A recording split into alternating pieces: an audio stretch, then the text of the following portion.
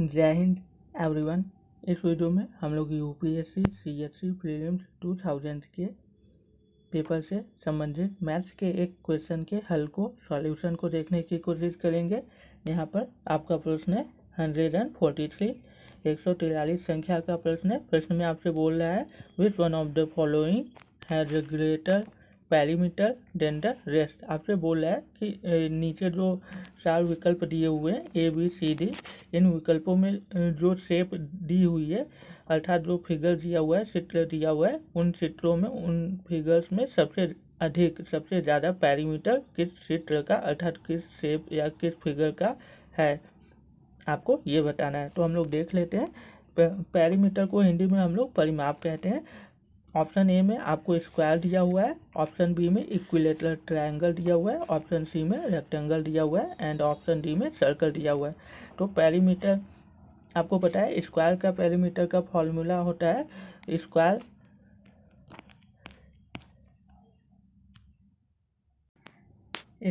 के पैरीमीटर का फॉर्मूला होता है 4 इंटू साइड। तो हम लोग मान लेते हैं यहाँ पर कि ए बी सी डी एक स्क्वायर है। स्क्वायर को हिंदी में हम लोग वर्ग कहते हैं। मान लेते हैं ए बी सी डी एक स्क्वायर है जिसकी साइड भुजा ए है, ए सेंटीमीटर है। तो हम लोग यहाँ पर मान लेते हैं let the side of square अर्थात जो वर्ग है उसकी जो भुजा है ए मान लेते हैं हम लोग।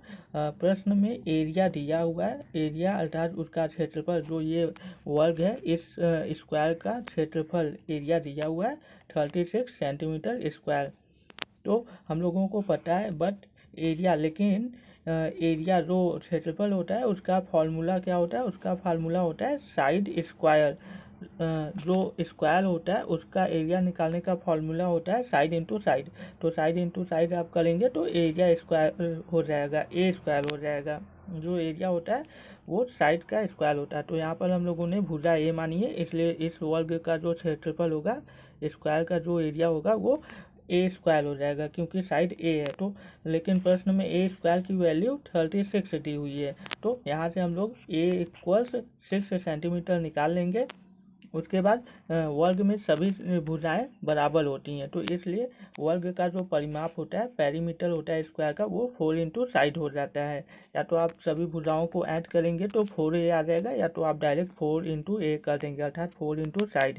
तो 4 में ए की वैल्यू हम लोगों ने निकाल ली है 6 सेंटीमीटर, तो 4 इंटू 6 इक्वल्स 24 सेंटीमीटर हम लोगों का इस वर्ग का परिमाप आ गया। ऑप्शन ए को हम लोगों ने सॉल्व कर लिया। ऑप्शन बी में यहाँ पर आपसे बोल रहा है, आप देख सकते हैं ऑप्शन बी में an equilateral triangle with a side of 9 centimetre. तो हम लोग इसको देखते हैं। यहाँ पर ऑप्शन बी को भी मैंने सॉल्व किया है। ऑप्शन बी को हम लोग देख सकते हैं।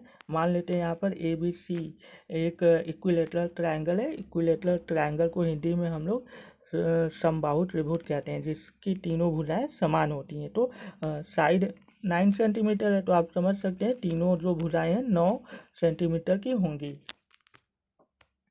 तो इक्विलेटरल ट्रायंगल का जो पैरीमीटर परिमाप होता है वो तीनों भुजाओं को हम लोग जोड़ लेते हैं। किसी भी फिगर या शेप आकृति का जो परिमाप होता है वो जितनी भुजाओं से मिलकर बना होता है या जितनी भी उसके जो लंबाई होती है, जो भी उसकी भुजाएं होती हैं, उन सभी को हम लोग जोड़ लेते हैं तो वही उसका परिमाप होता है। तो यहाँ पर ये जो आकृति है 3 भुजाओं से मिलकर बनी है, इसलिए तीनों भुजाओं को जोड़ लेंगे तो हम लोग परिमाप प्राप्त कर लेते हैं। तो यहाँ पर 3 इंटू साइड, क्योंकि तीनों भुजाएं समान है इसलिए 3 इंटू साइड हम लोगों ने कर दिया। तो 3 इंटू 9 कर दिया, मल्टीप्लाई 9, क्योंकि 9 एक भुजा की वैल्यू दी हुई है। तो 27 सेंटीमीटर हम लोगों का समबाहु त्रिभुज जो ए बी सी प्रश्न में दिया हुआ है, हम लोगों ने जिसको माना है उस समबाहु त्रिभुज का जो परिमाप है 27 सेंटीमीटर आ गया। अब हम लोग थर्ड ऑप्शन को देखते हैं। थर्ड ऑप्शन में आपसे बोला है a rectangle with 10 centimetre as length and 40 square centimetre as area. Area दिया हुआ है और लेंथ दिया हुआ है, ब्रेथ नहीं दिया हुआ है। तो हम लोग इसको देखते हैं। यहाँ पे थर्ड को मान लेते हैं कि ये ए बी सी डी एक रेक्टेंगल है जिसमें कि जो लेंथ है मान लेते हैं ए बी या तो सी डी, ये दोनों समान होगा क्योंकि आयत रेक्टेंगल में आमने सामने की भुजाएं समांतर और समान होती हैं। तो मान लेते हैं जो सी डी लेंथ है वो 10 सेंटीमीटर दिया हुआ है, ब्रेथ हम लोगों का नहीं दिया हुआ है, ब्रेथ ए डी और बी सी ये समान होंगे। तो हम लोग ए डी को मान लेते हैं बी, तो बी सी भी बी हो जाएगा।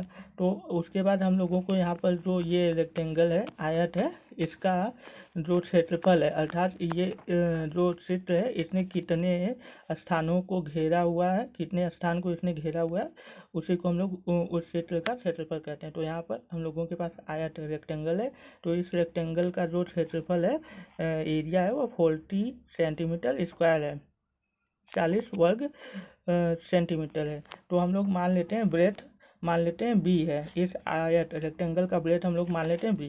तो एरिया का फॉर्मूला क्या होता है, क्षेत्रफल का फॉर्मूला आयत का क्या होता है, लंबाई गुणे चौड़ाई, लेंथ इंटू ब्रेथ। तो हम लोगों को एरिया की वैल्यू पता है 40 सेंटीमीटर, हम लोग उसके सामने 40 लिख देते हैं। उसके बाद लेंथ हम लोगों को पता है 10, यहाँ पर आप देख सकते हैं 10 लिख दीजिए, ब्रेथ के सामने आप बी हम लोगों ने माना है तो बी लिख दीजिए। यहाँ से आप देख सकते हैं कि 10 1 टाइम्स आप ले जाएंगे 10 का टेबल आप 4 टाइम्स पढ़ेंगे 40 हो जाएगा। तो यहाँ से कैंसिल आउट कर लीजिए, तो इधर बचेगा बी और यहाँ पे 1 हो जाएगा। तो बी का 1 में करेंगे मल्टीप्लाई, आपके पास बी मिलेगा, और इधर 1 टाइम कटा, इधर 4 टाइम कटा, तो बी इक्वल्स 4। तो हम लोगों का जो आयत का जो चौड़ाई है, ब्रेथ है, वो 4 सेंटीमीटर हम लोगों ने निकाल लिया सॉल्व करके। तो यहाँ पर उसके बाद हम लोग पेरीमीटर अर्थात जो आयत का परिमाप होता है, पेरीमीटर को हम लोग पी से दिखाते हैं, एरिया को हम लोग ए आर से दिखाते हैं। एरिया को आप ऐसे दिखा सकते हैं। तो जो आयत रेक्टेंगल होता है उसके पेरीमीटर का फॉर्मूला होता है 2l प्लस बी।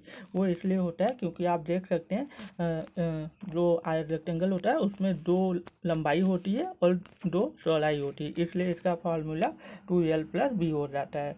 तो यहाँ पर 2l प्लस बी फॉर्मूले में हम लोग वैल्यू को पुट कर देते हैं। 2 की जगह आप 2 लिखेंगे, l दिया हुआ है 10 और बी हम लोगों ने 4 निकाला हुआ है यहाँ पे। तो 2 10 प्लस 4 हम लोग लिखेंगे। उसके बाद 10 प्लस 4 पहले ऐड होगा बॉडमॉस के नियम से, तो ये 14 हो जाएगा। उसके बाद 2 का मल्टीप्लाई होगा, यहाँ पर 14 और 2 का मल्टीप्लाई आप करेंगे, हम लोगों को 28 प्राप्त हो जाएगा। 28 सेंटीमीटर जो ये आयत है रेक्टेंगल है, इसका परिमाप पेरीमीटर। अब हम लोग लास्ट ऑप्शन को देख लेते हैं जो कि ऑप्शन डी है। यहाँ पर circle with radius of 4 centimetre, एक वृत्त जिसकी त्रिज्या 4 सेंटीमीटर है। तो हम लोग इसको भी सॉल्व कर लेते हैं। तो यहाँ पर हम लोग देख लेते हैं, मान लेते हैं ये ओ ए एक सर्कल है जहाँ पे ओ सेंटर है अर्थात केंद्र है और ए परिधि पे स्थित कोई बिंदु है। ओ ए त्रिज्या है वृत्त की, मान लेते हैं त्रिज्या आर है। तो अब हम लोग पेरीमीटर, वृत्त का पेरीमीटर जो होता है वो उसका सरकमफरेंस होता है अर्थात परिधि होती है। अर्थात जो यहाँ पर वृत्त में कोई भुजाएं नहीं होती, लेकिन वृत्त जितनी लंबाई घेरे हुए रहता है अपनी परिधि से, उसी को हम लोग वृत्त का परिमाप कहते हैं। तो वृत्त के परिमाप को ही वृत्त की परिधि कहते हैं। तो परिधि को इंग्लिश में हम लोग सरकमफरेंस कहते हैं वृत्त के लिए, सर्कल के लिए। तो सर्कल का पेरीमीटर इक्वल हो जाएगा सरकमफरेंस ऑफ सर्कल। सरकमफरेंस को आप कैपिटल सी से डिनोट कर सकते हैं, P इक्वल्स 2πr। तो पेरीमीटर निकाल रहे हैं हम लोग P इक्वल्स 2πr, क्योंकि सरकमफरेंस का फॉर्मूला वृत्त का होता है 2πr, जहाँ पे पाई एक अपरिमेय संख्या है।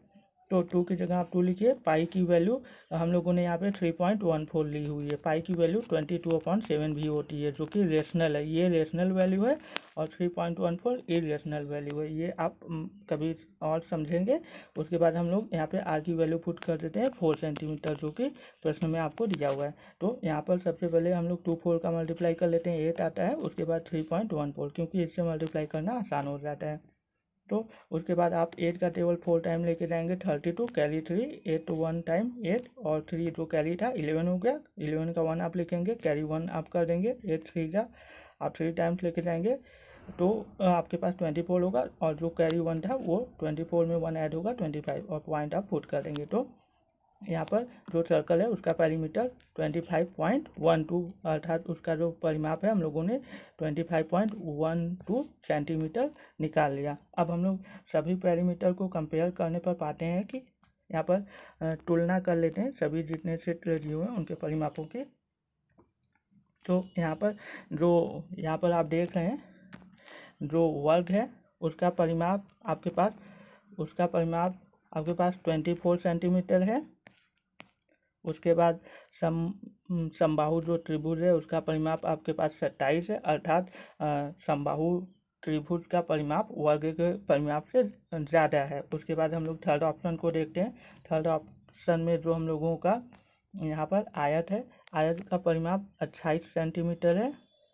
उसके बाद जो वृत्त है, सर्कल है, उसका परिमाप 25.12 है। तो सभी विकल्पों को ध्यान से देखने पर हम लोग पाते हैं कि जो hence P of rectangle is greater of all, सभी परिमापों की तुलना करने पर हम लोग पाते हैं कि जो रेक्टेंगल अर्थात आयत का जो परिमाप है वह दिए हुए सभी विकल्पों में जो चित्र हैं, जो फिगर हैं या शेप हैं या आकृतियाँ हैं, उनके परिमापों में जो आयत दिया हुआ है उस आयत का परिमाप सबसे अधिक है। तो इसलिए therefore option C is correct, इसलिए हमारा विकल्प सी सही हो जाता है इस प्रश्न का यहाँ पर।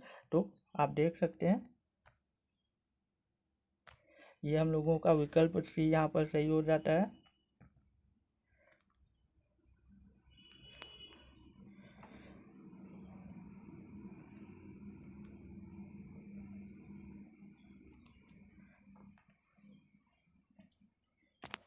यहाँ पर मैंने सॉल्व में अपने से करने की कोशिश की थी। पहले मैंने यहाँ पर सबका एरिया निकाल के कंपेयर कर दिया था, इसलिए जगह जगह मैंने यहाँ पे बॉक्सेस बना दिए हैं।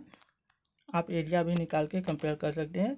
तो इसलिए क्वेश्चन को ध्यान से देखिए, उसके बाद उसको बहुत ही अच्छे तरीके से लगाने की कोशिश कीजिए। जल्दबाजी में आपके मार्क्स कट सकते हैं, जो कि आपको प्रीलिम्स क्वालिफाई करने में बहुत ज़्यादा मैटर करते हैं।